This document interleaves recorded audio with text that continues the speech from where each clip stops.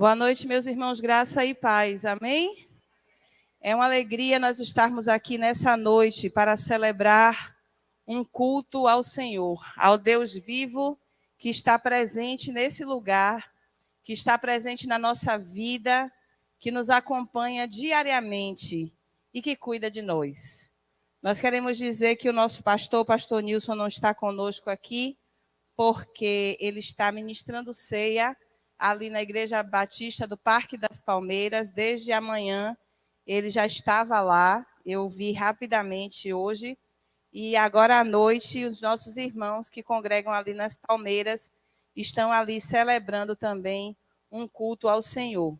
Nós nos reunimos nessa manhã com muita alegria para comemorar o dia D da Escola Bíblica, né? O terceiro domingo de abril. Durante todo o mês de abril, nós comemoramos o mês da Escola Bíblica Dominical. Mas no terceiro domingo de abril, nós comemoramos o dia da Escola Bíblica Dominical. E o Senhor nos abençoou grandemente aqui nesse lugar, porque a mensagem da Escola Bíblica hoje foi maravilhosa. Essa Escola Bíblica cada dia melhora, né? Porque tudo de Deus é assim, vai se aperfeiçoando dia após dia, até ser um dia perfeito. E hoje a gente já introduziu a alimentação escolar. Então, tem a hora da merenda agora na escola bíblica, né? Hoje pela manhã nós estivemos também aqui reunidos e o nosso professor estava bastante emocionado, não foi, pastor Eudaldo? Porque a nossa irmã Balbina não estava bem e quando a unha do corpo dói o corpo todo, né? A dor do irmão Eudaldo foi a nossa dor hoje pela manhã, e qual não foi a nossa surpresa, a nossa alegria, quando a irmã Balbina vinha descendo ali, né, para celebrar esse culto hoje à noite conosco. E nós estamos muito felizes, porque Deus faz maravilhas em nosso meio. Hoje pela manhã, a irmã Conceição estava dizendo assim, nunca mais vi Dorinha. Aí, quando eu vi Dora ali descendo, cadê Wanda? Deus está respondendo as coisas, gente, rápido demais, né? Ele não precisa fazer desse jeito, mas ele faz porque ele nos ama. E nessa noite nós vamos refletir sobre o cuidado de Deus pela nossa vida, através do seu Filho, Jesus Cristo. E eu quero convidar você, nesse momento, a abrir a sua Bíblia em 2 textos, que vai servir de base para a nossa reflexão. E depois nós vamos cantar para não perder o costume. Né, irmão Eudaldo? Cantar para não perder o costume. Hoje ele disse assim, hoje eu vou cantar até para extravasar. Não é a música também cura, tem musicoterapia. A música também cura, é terapêutica para a nossa vida. E cantar canções ao Senhor ainda mais. Mateus 6, de 25 a 34, que tem sido o texto base para as nossas reflexões durante este ano em que estamos pensando sobre o cuidado de Deus, lançando sobre ele toda a nossa ansiedade, porque Deus tem cuidado de nós. E depois que nós lermos o texto de Mateus, nós vamos ler o que disse o apóstolo Paulo escrevendo aos Romanos no capítulo 8, do verso 31 até o verso 39. Deu certo aí, Mimi?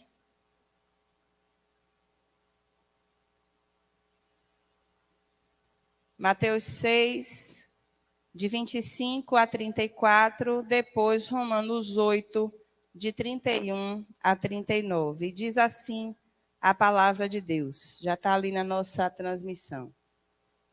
Por isso vos digo, não andeis ansiosos pela vossa vida, quanto ao que haveis de comer ou beber, nem pelo vosso corpo, quanto ao que haveis de vestir.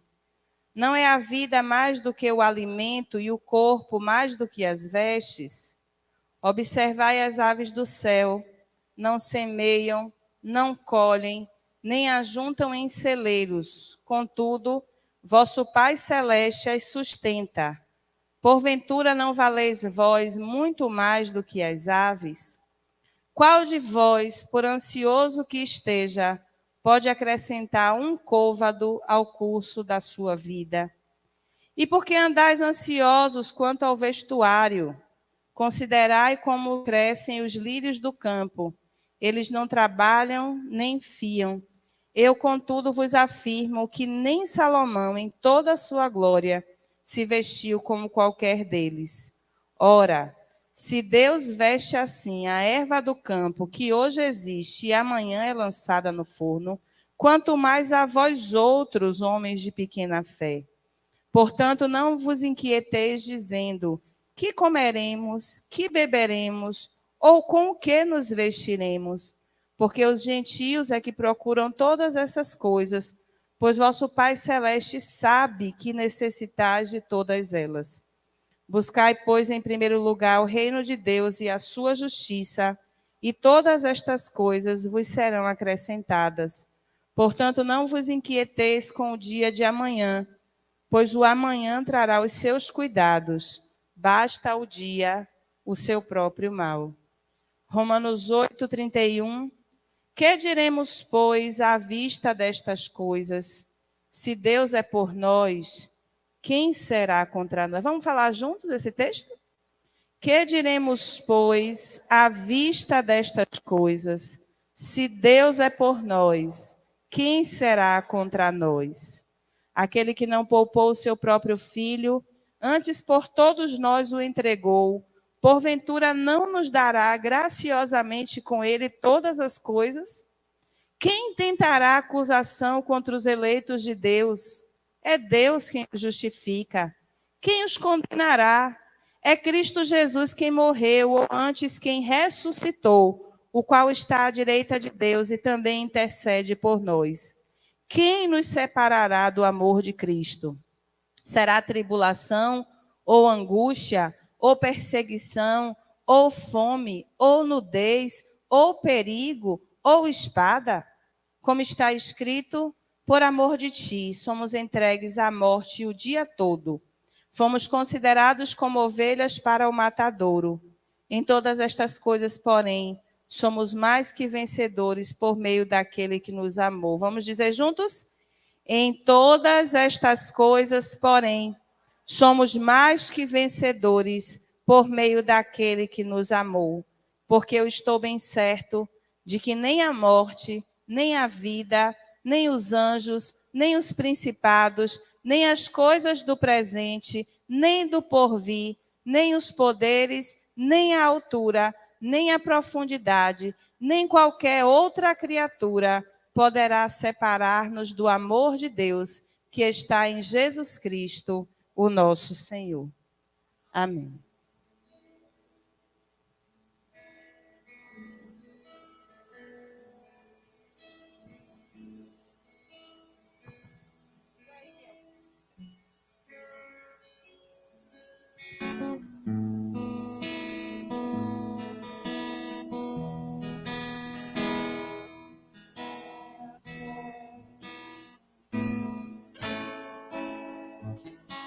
Minha fé não está firmada naquilo que pode ser.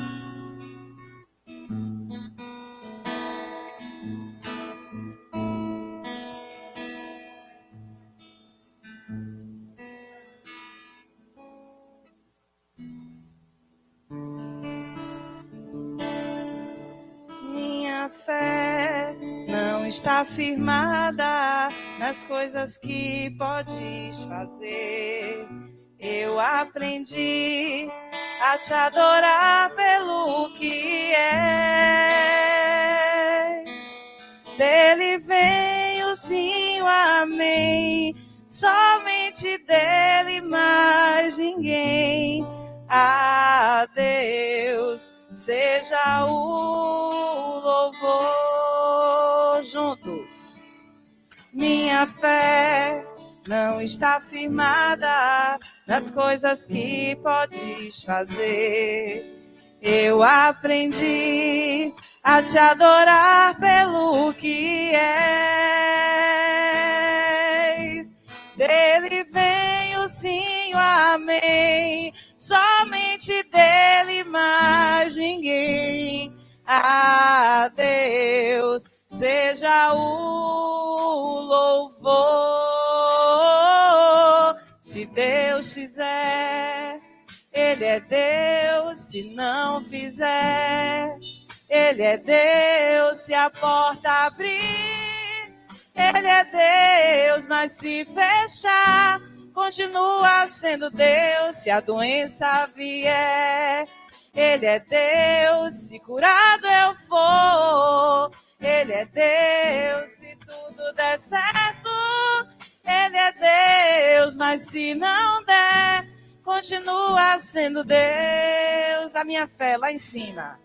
Minha fé não está firmada nas coisas que podes fazer. Eu aprendi a te adorar pelo que és. Dele vem o sim, o amém. Somente dele, mais ninguém. A Deus seja o louvor. Se Deus fizer, Ele é Deus. Se não fizer, Ele é Deus. Se a porta abrir, Ele é Deus. Mas se fechar, continua sendo Deus. Se a doença vier, Ele é Deus. Se curado eu for, Ele é Deus. Se tudo der certo, Ele é Deus. Mas se não der, continua sendo Deus. Não o adoro pelo que Ele faz, eu o adoro pelo que Ele é. Haja o que houver, sempre será Deus. Não o adoro pelo que Ele faz, eu o adoro pelo que Ele é. Haja o que houver, sempre será Deus. Se Deus fizer, Ele é Deus. Se não fizer, se tudo abrir, mas se fechar, se a doença vier, se curado eu for, se tudo der certo, e se não der, declare: Deus é Deus. Senhor, nosso Deus, nosso Pai, nós estamos na Tua presença, Senhor, e nós cremos que o Senhor está aqui nesse lugar. A Tua glória enche essa casa, Senhor, e nós nos dobramos diante do Teu poder, da Tua majestade. Nós nos dobramos diante da Tua onipotência, nós te dobramos diante da Tua graça, nós nos dobramos diante do Teu amor, nós nos dobramos diante da Tua misericórdia sobre a nossa vida. E nós declaramos que não há outro Deus além de Ti. Não a nós, Senhor, não a nós, mas ao Teu nome para sempre seja dada toda a honra, toda a glória e todo o louvor. Nós estamos aqui no texto de Mateus, conhecido como Sermão do Monte. E é depois desse sermão, Dini, que a gente tem aquela multiplicação de pães e de peixes. Porque João é bem sintético, mas Mateus é bem estendido. Levam-se 3 capítulos para dizer às pessoas o quanto Jesus as ensinou naquele momento. E Mateus 5 começa dizendo assim: vendo Jesus a multidão e enchendo-se de compaixão, passou a ensinar-lhes, dizendo. Entre outras coisas, Jesus nos disse: por que é que vocês estão ansiosos quanto às questões mais elementares da vida? E ele passa a dizer que os pardais, as aves dos céus, acordam todos os dias de manhã, elas não trabalham, elas não cozinham e elas não juntam em depósito, mas o Senhor as alimenta dia após dia. Por que é que vocês andam preocupados com o que é que vocês vão vestir? Olhem para os jardins das nossas casas. Estão as flores mais bonitas que se pode contar sobre a face da terra. elas não costuram, elas não sabem fiar, elas não sabem bordar. Mas nem Salomão, o rei mais sábio e mais rico de Israel, em toda a sua glória, conseguiu vestir-se como uma dessas flores, que hoje se abrem, amanhã secam, murcham e caem. E Jesus então faz uma pergunta para as pessoas, e essa pergunta nós precisamos fazer a nós todos os dias, principalmente nos momentos em que o nosso coração duvida, nos momentos em que a nossa fé vacila, no momento que a gente desconfia até de nós mesmos, quando a gente duvida até de nós mesmos. Jesus nos faz uma pergunta: vocês que foram feitos à imagem e semelhança de Deus, não são mais importantes do que as aves dos céus e do que as flores do campo? Confiem nisso. Não fiquem preocupados com o que vocês vão comer, o que vão beber, o que vão vestir. Essas coisas, quem procura são aqueles que não têm um Deus como eu sou Deus na vida de vocês. Portanto, ao invés de ficarem se debatendo com essas questões da vida, busquem, em primeiro lugar, o reino de Deus e a sua justiça. E todas essas coisas, todas elas, cada uma delas, vos serão acrescentadas, porque o vosso Pai sabe daquilo que vocês precisam. E esse texto ele é revolucionário na nossa vida. Porque Jesus não está falando para pessoas que têm tudo. Jesus não está falando para pessoas que não se preocupam com boletos no final do mês. Jesus está falando para pessoas como nós somos, frágeis e limitadas nas nossas condições e nas nossas posses. Veja, o texto diz, vendo Jesus a multidão. Que multidão era essa? Nós estamos falando da Galileia dos gentios. Sabe onde é a Galileia dos gentios? A Galileia dos gentios é o fim do mundo.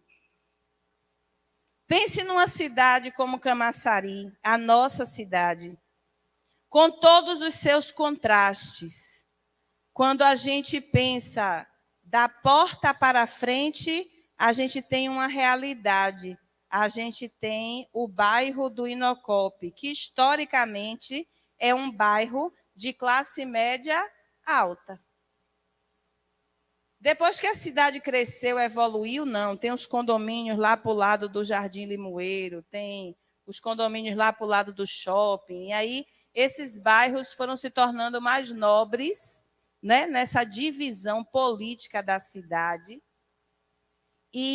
Mas o Inocope sempre foi um símbolo de status e de poder.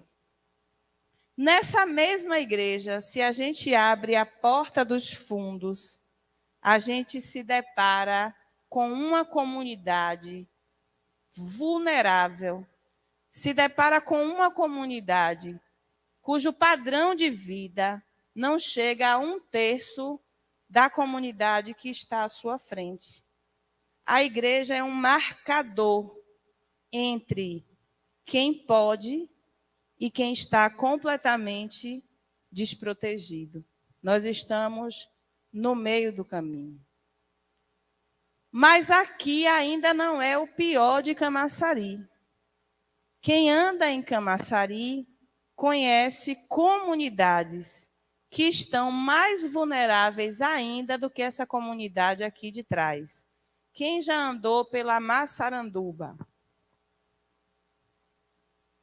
sabe do que eu estou falando. A Massaranduba é tão distante do centro de Camaçari, que a gente já está chegando em parafuso quando você chega na Massaranduba. E eu não posso dizer que a condição de vida das pessoas que moram na Massaranduba são as mesmas condições de vida que nós estamos aqui. Então, quando Jesus olhou para a multidão, foi para essa multidão. para a multidão que está na periferia da periferia, da periferia da Galileia dos gentios. E o texto diz que ele moveu-se de íntima compaixão por elas. Nós já refletimos aqui na igreja sobre o que significa ter compaixão. Paixão é uma palavra que originalmente tem o sentido de enfermar, de doer, de sofrer e de morrer. Por isso que na Sexta-feira Santa nós comemoramos a paixão de Cristo. É o amor de Cristo? É o romance de Cristo? Não, é a sua dor, é o seu sofrimento a ponto de morrer. Compaixão diz respeito a uma dor intensa nas nossas entranhas. Quem já teve cólica renal, pedra nos rins? Já tiveram isso? Parir e ter pedra. Você escolhe o quê? Parir. Se vocês acham, vocês que são homens, que não têm a dimensão do que é dor de parir, pense que uma mulher que sabe o que é dor de parir está dizendo que entre parir e ter cólica renal, parir. Né, Nath? Deu à luz recentemente, sem dores, né? Num parto humanizado assistido. Mas entre parir e a cólica renal, parir. Compaixão é cólica renal. Compaixão é dor nas entranhas. É olhar para a condição do outro e as suas entranhas se estremecerem, Falcão, a ponto de você não suportar a dor de ver o sofrimento do outro. Jesus, quando olhava para o sofrimento da multidão, ele estava olhando para a dor dos filhos de Deus, de cada um dos seus filhos que foram feitos à sua imagem, conforme a sua semelhança. E que, arrastado pelas estruturas do pecado e as estruturas que o pecado constrói sobre o mundo, essas pessoas foram arrastadas para o lugar da miséria, para o lugar da dor e para o lugar do sofrimento. E é para essas pessoas que Jesus está dizendo: não se preocupem com o que vocês vão comer, com o que vocês vão beber, ou com o que vocês vão vestir, porque o vosso Pai que está nos céus sabe das necessidades de cada um de vocês. Mas as pessoas não se aproximavam de Jesus só porque elas tinham fome, ou porque elas tinham sede, ou porque estavam mal vestidas.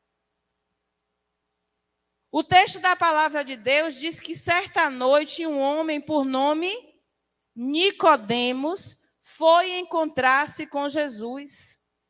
Nicodemos estava com fome? O texto diz que ele era um dos principais dos sacerdotes, que ele foi de noite justamente porque ele não queria ser exposto, não queria ser reconhecido, porque ele ocupava uma boa condição na sociedade. Mas um dia de noite, ele estava tão angustiado, ele estava tão descrente de si mesmo, que ele saiu de casa e foi procurar Jesus. O texto nos diz que uma mulher que tinha um fluxo de sangue há mais de 12 anos foi procurar Jesus. Porque faltava dinheiro para ela? Não. Porque faltava recursos para ela? Não. Porque ela diz: eu gastei toda a minha fortuna procurando a minha saúde, mas em nenhum médico eu pude encontrar. Mas eu sabia que se eu tocasse no Senhor, eu seria curada. O texto diz que Jesus encontrou-se com uma mulher chamada samaritana. Ela estava com fome? Não. Ela estava com sede? Não. Ela estava mal vestida? Não. Ela estava se escondendo da sociedade por causa do estilo de vida que ela levava. E a grande questão da vida dela não era nem comer, nem beber, nem vestir-se. A questão da vida dela era: eu quero ser uma adoradora. Eu quero servir ao Deus vivo, mas a minha sociedade não deixa. Então me diga, é aqui no monte ou é em Jerusalém? E Jesus então diz a ela que nem no monte, nem em Jerusalém, porque Deus é espírito e importa que os seus adoradores o adorem em espírito e em verdade. O texto continua nos dizendo que um dia Jesus estava pregando para a multidão e chegou a ele um centurião. Um centurião é alguém que tem poder militar. Ele não estava com fome, ele não estava com sede e ele não estava mal vestido. Mas havia uma pessoa com quem ele se importava e essa pessoa estava à beira da morte. Então ele diz assim: Senhor, cure meu servo. E Jesus diz assim: eu vou lá na sua casa agora e a gente vai curar ele. Ele diz: não, precisa ir na minha casa não. Eu sou um homem de autoridade, sujeito à autoridade. E eu digo a um soldado meu: vai e ele vai, volte e ele volte. Se o Senhor disser uma palavra, eu tenho certeza que o meu servo ficará curado. E assim aconteceu. O texto continua dizendo que Jesus um dia ia passar no meio de uma cidade e um homem por nome Zaqueu quis ir ver Jesus. Zaqueu era pobre? Zaqueu era pobre? Não. Ele era miserável? Não. Ele estava com fome? Não. Ele estava com sede? Não. Ele estava mal vestido? Também não. Mas havia dentro dele uma angústia de saber que ele vivia a vida inteira fazendo coisa errada. Havia um peso na consciência daquele homem que não deixava ele dormir. Mas um dia, Jesus mandou ele descer da árvore e diz: eu vou na sua casa, eu vou jantar com você hoje. E ele era tão rico, que ele disse: metade dos meus bens eu vou doar aos pobres. E para todas as outras pessoas que eu defraudei, que eu tirei dinheiro ilicitamente, eu devolvo com juro e correção monetária. Então, quando Jesus olha para nós, ele sabe qual é a necessidade da nossa vida. Talvez você esteja aqui nessa noite e você não esteja preocupado com o que vai comer amanhã de manhã, mas talvez esteja. Não estranhem em saber que entre nós temos irmãos que não dormem de noite, porque não sabem como vão pagar as contas amanhã de manhã. Eles estão entre nós? Sim. Você é um deles? Talvez não. Mas isso não faz de você menos necessitado de Jesus. Porque Jesus não veio para pagar as nossas contas. Jesus veio para demonstrar o cuidado de Deus para com a nossa vida. E o que você precisa hoje é de cura. Jesus veio para nos curar. O que você precisa hoje é de paz. Jesus veio para nos dar a paz que excede todo entendimento.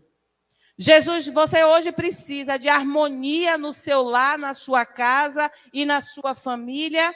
Jesus veio para restaurar o nosso lar, a nossa casa e os nossos relacionamentos. Você está precisando que Jesus faça uma intervenção na sua vida emocional. Jesus veio para curar as nossas enfermidades de ordem espiritual e de ordem emocional. Olhando para as multidões, ele compadeceu-se delas. E disse: parem de andar preocupados com as questões elementares da vida. Não vale a pena viver uma vida de preocupação, porque preocupação e mascar chiclete para resolver uma prova de física dá no mesmo. Nós estamos ocupando as nossas vidas conosco mesmos. ocupando as nossas vidas com os nossos problemas, ocupando as nossas vidas com a nossa dor e com o nosso sofrimento e esquecendo de olhar para o lado. O irmão que está do nosso lado talvez esteja sofrendo mais do que nós. O irmão que está aqui celebrando conosco nessa noite pode estar em condição de dor e sofrimento maior do que a nossa, mas quando nós estamos com os nossos olhos cegos para as nossas próprias necessidades, nós não conseguimos buscar o reino de Deus e a sua justiça. O que o texto está dizendo é: para de olhar para o umbigo, para de olhar só para você. E olhe para a multidão que está ao seu redor e sinta o que Jesus sentiu, uma íntima compaixão pela vida dessas pessoas. Sabe por quê? Porque o Deus a quem servimos, Ele sabe de todas as nossas necessidades e há de supri-las em glória por Cristo Jesus. Foi Ele que prometeu. O meu Deus, segundo as suas riquezas, há de suprir cada uma de vossas necessidades em glória por Cristo Jesus. O mais importante, nós já temos certeza da nossa salvação em Cristo Jesus. Nós já sabemos para onde vamos. Nós já sabemos do nosso destino. E nós sabemos mais. Sabemos que Ele está conosco todos os dias até a consumação dos séculos. Não fiquem ansiosos pelo que haveis de comer, de beber ou de vestir, mas olhem para os lírios dos campos, para as aves dos céus, e vocês para Deus são muito mais importantes do que todas essas coisas. E façam um exercício que Jesus fazia todos os dias. Mas buscai primeiro o reino de Deus e a sua justiça, e todas as outras coisas vos serão acrescentadas. Cuidado para não achar que buscar o reino de Deus é buscar a igreja. Quando Jesus falou isso, nem igreja existia. O reino de Deus não é isso aqui. O reino de Deus é uma estrutura invisível, onde Deus reina poderosamente e diz que todos aqueles que querem se abrigar nesse reino têm um lugar para si. O reino de Deus é a vontade de Deus estabelecida sobre a face da terra. O reino de Deus é o que João diz: eu vim para que vocês tenham vida e a tenham em abundância. O ladrão vem para matar, para roubar e para destruir. Esse é o império das trevas. Mas o reino de Deus é uma estrutura que diz: eu vim para que vocês tenham vida e a tenham em abundância. Buscar em primeiro lugar o reino de Deus e a justiça desse reino. Não há como ter paz se a pessoa que está do meu lado está morrendo de fome. Milton Santos diz que o mundo está dividido entre duas categorias de pessoas: as que não comem e as que não dormem com medo das que não comem. É por isso que o texto diz: busque o reino de Deus e a sua justiça. A justiça de Deus não é vingança. A justiça de Deus é: cada ser humano sobre a face da terra precisa ter a dignidade daquele que é feito à imagem e semelhança de Deus. Dignidade para que cada pessoa, cada uma delas, nelas sejam reconhecidas a face desse Deus que nos criou. E é difícil ver a face de Deus num corpo drogado. É difícil ver a face de Deus no corpo violentado. É difícil ver a face de Deus num corpo que passa fome. É difícil ver a face de Deus no corpo que mora na rua. É difícil ver a face de Deus no corpo da indignidade do que o pecado provoca na vida das pessoas. Buscar o reino de Deus e a sua justiça é trabalhar todos os dias para que a dignidade da imagem e semelhança de Deus seja vista na face de cada pessoa que foi feita à sua imagem e à sua semelhança. Mas o texto que nós lemos em seguida diz: que diremos, pois, à vista dessas coisas? Que coisas são essas? Nós já não estamos mais aqui em Mateus. Nós já não estamos mais na Galileia dos gentios. Nós já saímos desse lugar, porque o Cristo já morreu e o Cristo já ressuscitou para nos garantir uma vida nova.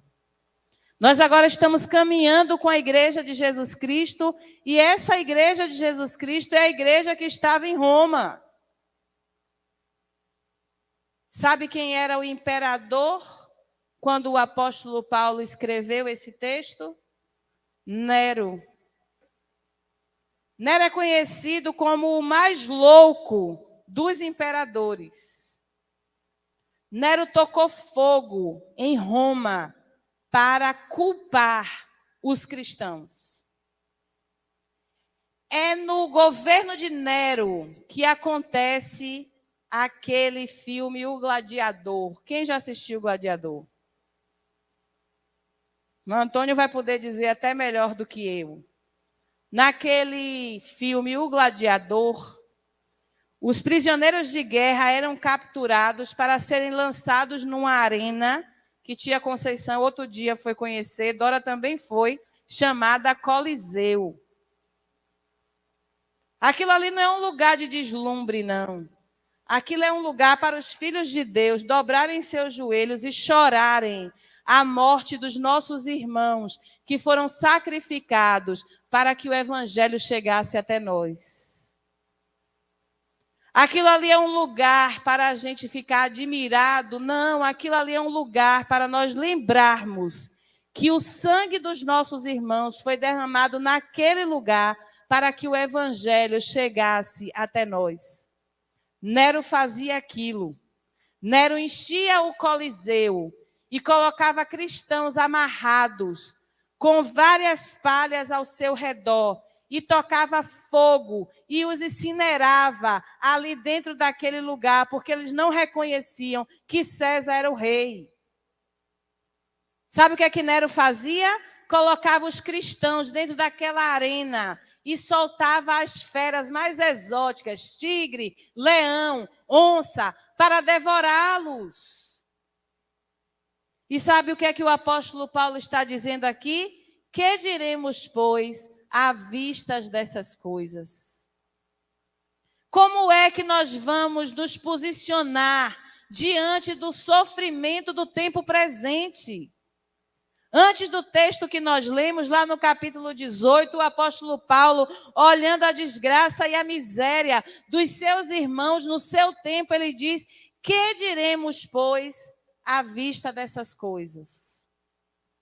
Lá no 18 ele vai dizer: eu tenho por certo que o sofrimento do tempo presente não pode ser comparado com a glória que em nós há de ser revelada. O sofrimento do tempo presente não pode ser comparado com a glória que em nós há de ser revelada. Que diremos, pois, à vista de tudo que nós estamos passando, Theo, nesse momento? E não está fácil. E você sabe que não está. Que diremos, pois, Adriana, à vista de tudo que nos rodeia nesse momento? O Wesley lindo que está aqui conosco. Que diremos, pois, à vista de tudo que está acontecendo conosco nesse momento?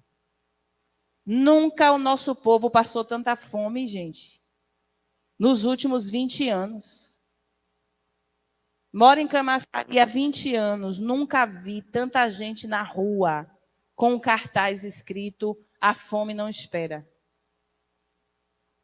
Eu nunca vi tanta sorte de enfermidade acontecendo ao nosso redor. Fora a Covid, que é a novidade. mas tudo mais acontecendo ao mesmo tempo. Eu estava pensando que já morreu tanta gente de Covid que as outras mortes deveriam ficar suspensas, né, Leodaldo? Hein, Soninha? Se já está morrendo tanta gente de Covid, como é que um prédio desaba do nada e mata uma família? As outras mortes, Conceição, deveriam ficar suspensas. Entende como é que ainda tem terremoto, ainda tem enchente e ainda tem vulcão lançando lava sobre a face da terra? Se já está tanta gente morrendo de Covid, por que as outras mortes não ficam suspensas? E o câncer? E a diabetes? E a hipertensão? E o AVC, que do nada tem levado as pessoas tão jovens, do nada? A pessoa está bem. Essa semana, uma pessoa terminou de discursar no parlamento e morreu, deu um infarto fulminante. Na bancada, ele acabou de falar aqui, sentou, quando o outro assumiu o microfone, ele deu um infarto fulminante e morreu. Que diremos, pois, à vista dessas coisas? 5.000 postos de trabalho fechados na Ford, minha gente. Diretamente, já são 5.000 famílias impactadas por isso. Que diremos, pois, à vista dessas coisas? E o texto vai nos responder como Deus cuida de nós, através do seu Filho Jesus Cristo. Se Deus é por nós, quem será contra nós? Aquele que não poupou o seu próprio Filho, antes o entregou por nós, como não nos dará juntamente com ele todas as coisas? Que diremos, pois, à vista das angústias dessa vida? Se Deus é por nós, quem será contra nós? Que diremos, pois, à vista da enfermidade que nos cerca? Se Deus é por nós, quem será contra nós? Que diremos, pois, à vista da carestia, do desemprego e da fome que nos rodeia? Se Deus é por nós, quem será contra nós? Que diremos, pois, à vista das lutas que nós estamos enfrentando todos os dias da nossa vida? Se Deus é por nós, quem será contra nós? Disse.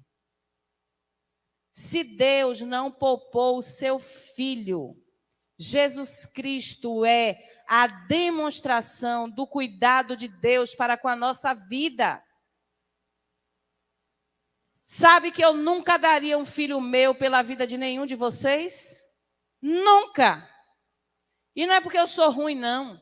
É porque eu sou mãe. Amo vocês. Amo cada um de vocês. Meu parente, minha parenta. Amo de paixão de coração. Mas eu nunca daria um filho meu por vocês. E se vocês quisessem dar um de vocês por mim, eu ia dizer que era para internar. É antinatural, não é, Elzinha? Não é antinatural? Vou perguntar a mais recente, em Nath, porque com a minha eu já vivi 17 anos e não entregaria. Nath tem ali 90 dias com o nenenzinho dela. Você entregaria seu filho pela vida de outra pessoa? Nem pela minha. Entre eu e eles. Não é, Nalva? Entre eu e eles, Aline. Eles, eu vou. E eles ficam. Eu já passei por uma experiência de quase morte. Eu e minha mãe, nós estávamos no ônibus que virou, capotou na 101. E a única lembrança que eu tenho desse momento é minha mãe dizendo: leve a mim, que ela tem 3 filhos. Sabe por quê?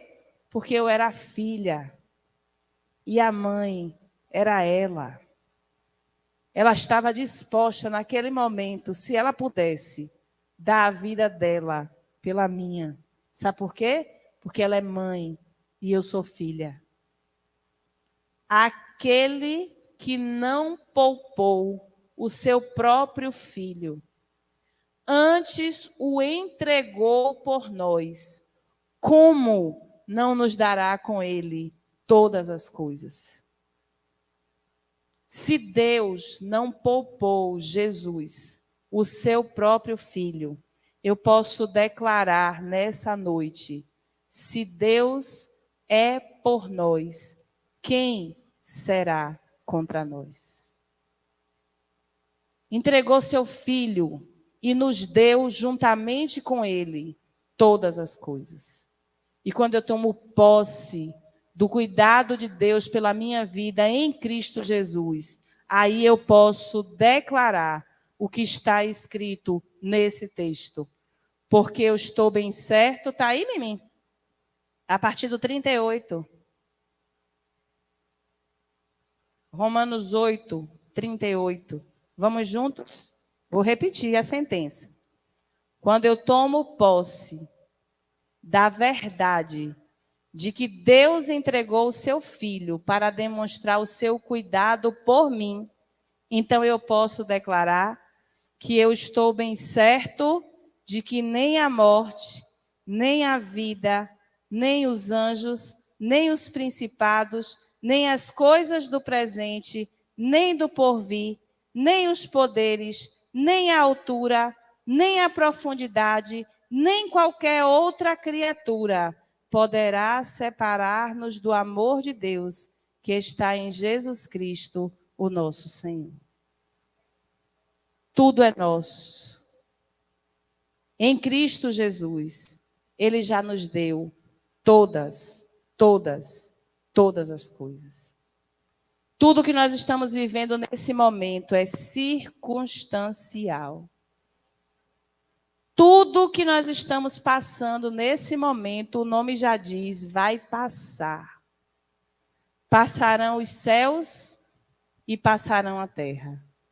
Mas a minha fé está firmada em um Deus que não poupou o seu próprio Filho, antes o entregou na cruz por mim e por você. E como eu ouso pensar que esse Deus que entregou o seu Filho não me dará, juntamente com Jesus, todas as coisas de que necessito? Deus cuida de mim. Deus cuida de você, através do seu Filho Jesus. E não há nada que Deus não esteja vendo. Não há um detalhe que escape aos olhos de Deus. Ele não tem obrigação nenhuma de lhe dar o que você quer, mas ele tem o compromisso em Jesus de lhe dar tudo que você necessita.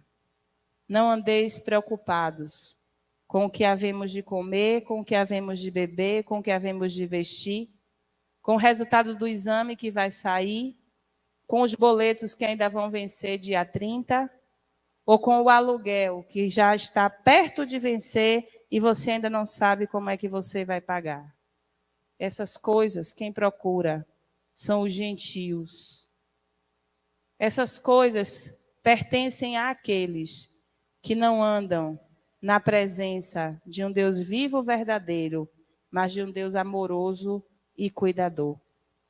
Portanto, busquem em primeiro lugar o reino de Deus e a sua justiça. E todas essas outras coisas, Deus vai prover para cada um de nós. A gente acorda, a gente trabalha, a gente se esforça, a gente faz o possível e o impossível. A gente faz das tripas coração e faz do coração tripa. Mas o salmista vai dizer, tia Conceição, é inútil levantar de madrugada e comer o pão de dores, porque aos seus amados ele dá enquanto dorme.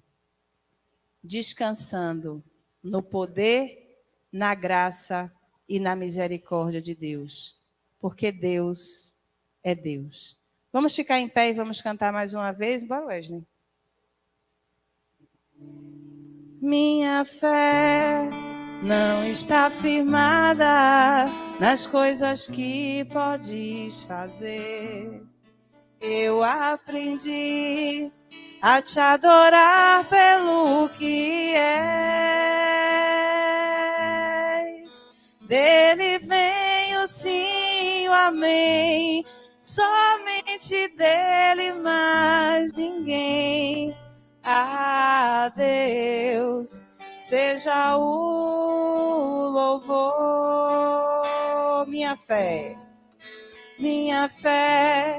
não está firmada nas coisas que podes fazer. Eu aprendi a te adorar pelo que és.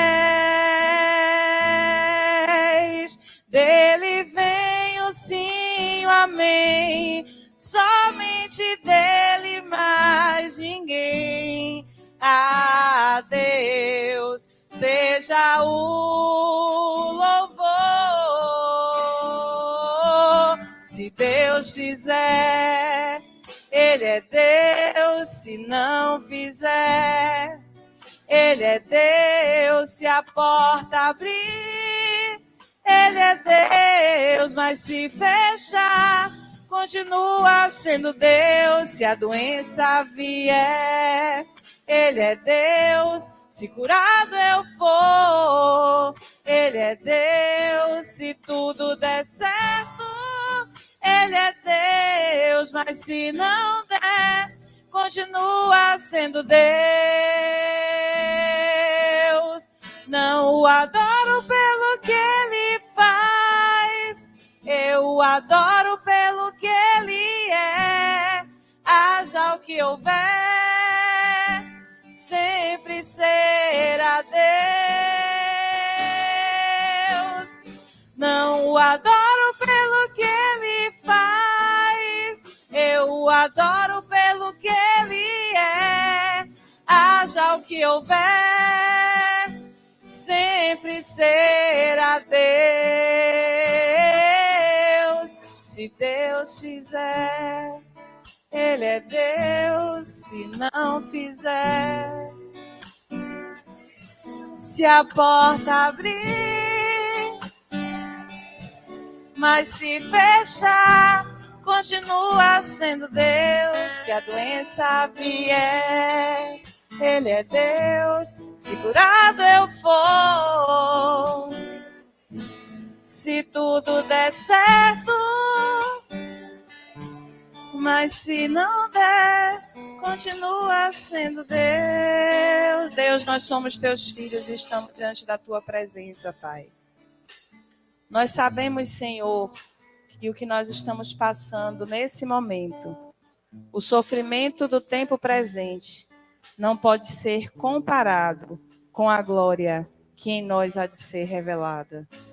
Ó Deus, que diremos, pois, à vista do contexto onde nós estamos vivendo nesse momento? Que diremos, pois, Senhor, das lutas que nós estamos enfrentando todos os dias da nossa vida? Que diremos, pois, Senhor, das privações e das provações a que estamos submetidos nesse momento? Que diremos, pois, Senhor, da nossa tristeza? Que diremos, pois, Senhor, da nossa angústia? Que diremos, pois, Senhor, da nossa ansiedade? Que diremos, pois, Senhor, da nossa depressão?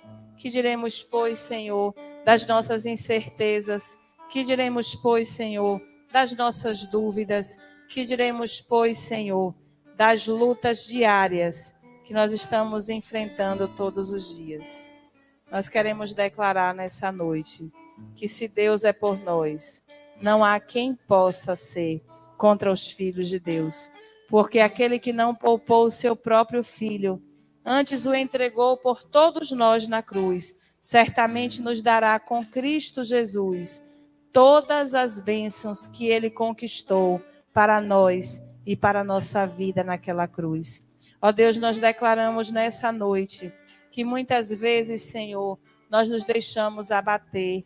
Nós queremos declarar que muitas vezes, Senhor, os nossos joelhos vacilam, o nosso coração fraqueja e a nossa fé parece vacilar.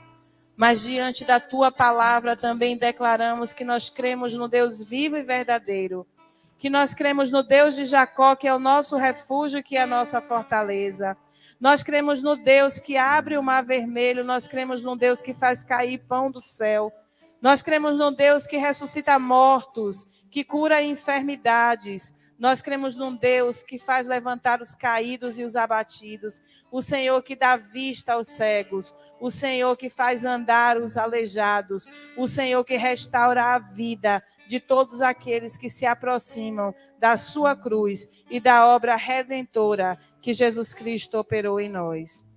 Nós te louvamos, Senhor, porque tu és o nosso Deus e nós somos os teus filhos. Nós te louvamos porque o nosso Deus, segundo as suas riquezas, há de suprir cada uma das nossas necessidades em glória por Cristo Jesus. Nós te louvamos porque o Senhor vai adiante de nós, endireitando os caminhos tortuosos, quebrando as portas de bronze, despedaçando os ferrolhos de ferro e nos dando os tesouros encobertos e as riquezas escondidas. Nós te louvamos porque desde a antiguidade não se ouviu falar nunca num Deus que trabalha para todo aquele que nele espera. Nós te louvamos, Senhor, porque nem olhos viram, nem ouvidos ouviram, nem os corações humanos puderam conhecer aquilo que Deus tem preparado para aqueles que o amam. Nós te louvamos, Senhor, porque todas as coisas concorrem juntamente para o bem daqueles que amam a Deus. Nós te louvamos porque temos a certeza de que os sofrimentos do tempo presente não podem ser comparados com a glória que em nós há de ser revelada. Nós louvamos o teu nome, porque Deus é Deus. O Senhor é nosso Deus para todo sempre e será o nosso guia até a morte, em nome de Jesus. Amém. Que o Senhor nos dê uma semana de vitória. Podem sentar. O grupo de louvor vai retornar. E o nosso pastor Nilson, que eu falei a vocês que estava realizando a ceia ali no Parque das Palmeiras, chegou. Ele deverá vir aqui à frente também para nos abençoar com a bênção do final do culto, a bênção apostólica, para que possamos sair daqui nessa noite revestidos da graça e do poder de Deus para enfrentar mais uma semana. E domingo voltar para celebrar mais um culto ao Senhor.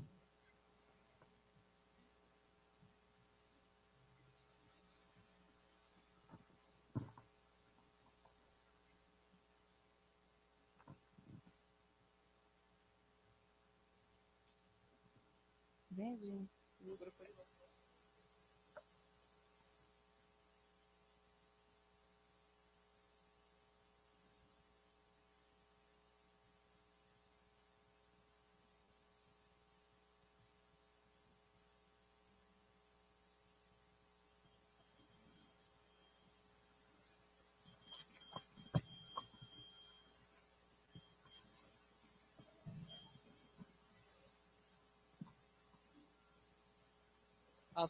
Estamos esperando?